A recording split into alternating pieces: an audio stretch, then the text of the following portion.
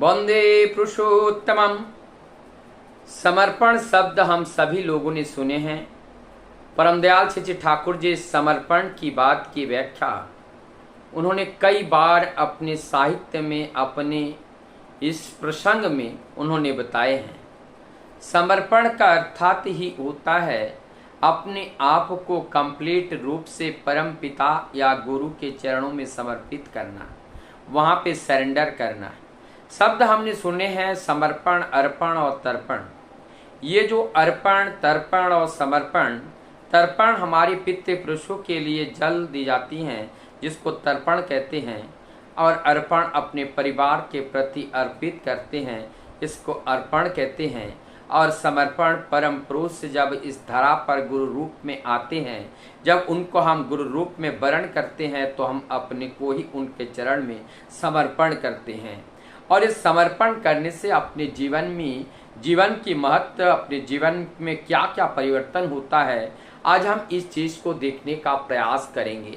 जब तक हम समर्पण नहीं करते हैं तब हमारे अंदर वो अहंकार रहती हैं, वो अहंकार रहते हैं, वो मैंपन रहते हैं। मैं ही सब कुछ हूँ, मैंने ही किया, मैंने ही दिया, सब मैं करने लगते हैं। लेकिन जब हम अपने को प्रभु के चरण में अर्पण करते हैं तो वहाँ पर हमारे अपने जो अहंकार हैं, जो मैं हैं, वो मैंपन वहाँ पर मिट जाता है, वो मैंपन समाप्त हो जाता है। और जैसे ही हमारे अंदर मैंपन समाप्त हो जाती हैं तब हमारे अंदर वो काम, क्रोध, लोभ, माया, मोह, मत्सर्य और परश्री कातरता, ये सब दूर हो जाती हैं।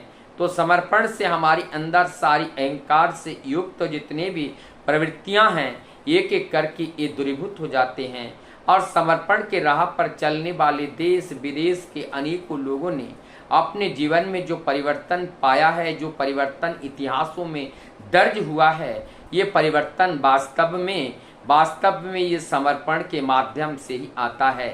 यदि कोई समर्पण ना करे तो अपने जीवन में इतना ऊंचाइयों तक वो बढ़ नहीं सकते हैं। जैसे हम लोगों ने स्वामी विवेकानंद का नाम सुना है, कहा नरा से स्वामी विवेकानंद की जो यात्रा है, यह यात्रा केवल और केवल वो गुरु के चरणों में अपने को समर्पण करने के माध्यम से ही ऐसा संभव हुआ है। हम लोगों ने इतिहासों के पन्ने में सबसे महानायक, अपने विश्व के महानायक नेताजी सुभाष चंद्र बोस, उन्होंने देश के लिए अपने को समर्पण किया और जिससे समर्पण के परिवर्तन में उनको महानायक एवं जो क्रांतिकारी वीर होने का ये शुभ अवसर उनको प्राप्त हुआ। और उनको नाम के आगे नेताजी सुभाष चंद्र बोस, ये नेताजी का जो टाइटल लगा, ये उनका जो उनकी वीरता है, उनकी वीरगाथा है, उनकी शौर्य है, और उस शौर्य के बल पर उन्होंने नेताजी की आँखा से आकायित हुए हैं। हमने देखे हैं करोड़ीमाल को देखे हैं, हमने देखे हैं अंगुलीमाल को देखे हैं, हमने वो दर्शु को, रत्नाकार दर्शु को देखे हैं, जिन लोगों ने जब जब अपने जीवन को प्रभु के चरण में समर्पित किया और समर्पित करने के बाद का जीवन जो हुआ है, वो जीवन ऋषि और एक महामानव की तरह जीवन हुआ। अब वो जीवन किसी को दुख नहीं देता है, उस जीवन से लाखों और करोड़ों लोगों के जीवन में खुशहाली और आनंद आ जाती हैं। और वो व्यक्तित्व, वो चरित्र, ये आइकन बन करके समाज को दिशा देती हैं। और ये केवल समर्पण का भाव से ही तब संभव है। समर्पण के भाव के बिना हम ना देश की प्रगति हो सकती है, ना व्यक्तिगत अपने आत्म उन्नयन हो सकता है। केवल समर्पण से ही ये सारी चीज हो सकती हैं। समर्पण से ही हम विस्तार में जाते हैं, और विस्तार में जाए बिना हम आनंद का उपभोग नहीं कर सकते हैं। परमानंद की स्वाद को अगर चखना है तो जीवन को समर्पण ही करना है। समर्पण के बिना इस जीवन को, उस परमानंद का स्वाद चखने का शुभ अवसर हमें प्राप्त नहीं होते हैं। तो जीवन को समर्पित करना है, समर्पित जीवन ही सुंदर होते हैं। हमने देखा जब कोई बीज हम लोग जमीन पे गाड़ते हैं तो बीज वो जमीन पे जा कर के वो गल जाता है, और उससे जो पत्तियां अंकुरित होकर के और जड़ अंकुरित होकर के, जड़ नीचे और पत्ती ऊपर की ओर चले जाते हैं, और इनका जो बीज का मूल भाग था वो गल जाता है, अपने को समर्पित कर देते हैं। क्योंकि जब तक हम अपने को समर्पित नहीं करते हैं तब तक हम विस्तार में नहीं जाते हैं। ये बीज अगर वो मिट्टी में मिल नहीं जाते तो ना तो जड़ वो जमीन को और जा पाता, ना तो वो तना ऊपर की ओर वो आ पाता। तो ये सारी चीज एकमात्र समर्पण की भावना से ही ये संभव हुआ है।